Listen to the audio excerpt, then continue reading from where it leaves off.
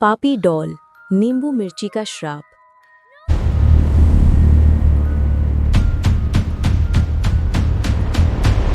रिया को बचपन से ही गुड़ियों का बहुत शौक था।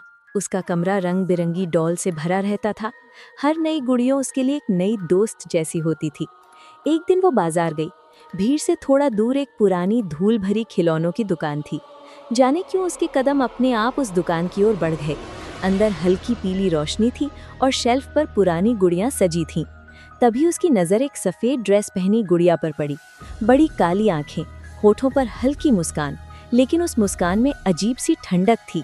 दुकानदार ने उसे देखते ही कहा, बेटी, ये गुड़िया मत ले जाना, ये ठीक नहीं है। रिया हंसती। उसे लगा बूढ़ा आदमी बस कहानी बना रहा है। उसने गुड़िया खरीद ली और घर लौटने लगी। रास्ते में उसकी गाड़ी के नीचे कुछ कुचला। उसने पीछे मुड़कर देखा, सड़क पर नींबू और मिर्ची बिखरे पड़े थे।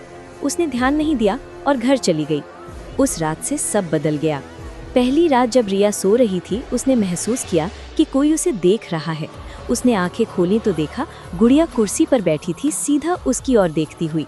उसने सोचा शायद उसने खुद ही उसे ऐसे रखा होगा।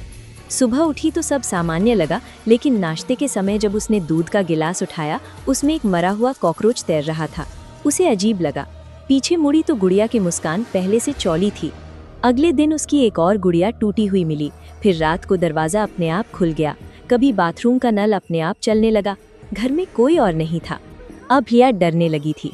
एक रात उसने तय किया कि वो जाग कर देखेगी। आधी रात को कमरे में अजीब सी ठंड फैल गई। अचानक गुड़िया की आंखें चमकने लगी। रिया जड़ हो गई। धीरे धीरे बाथरूम से पानी बहने की आवाज़ आई। पानी कमरे में आने लगा। रिया दरवाजे की ओर भागी, लेकिन दरवाज़ा बंद था। खिड़की नहीं खुल रही थी। पानी उसके घुटनों तक, फिर कमर तक, फिर सीने तक भर गया और उसी पानी के ऊपर गुड़िया तैर रही थी। उसकी आंखें अब पूरी तरह काली थीं। रिया चीखी, मदद के लिए पुकारा, लेकिन आवाज़ दीवारों में ही गुम हो गई।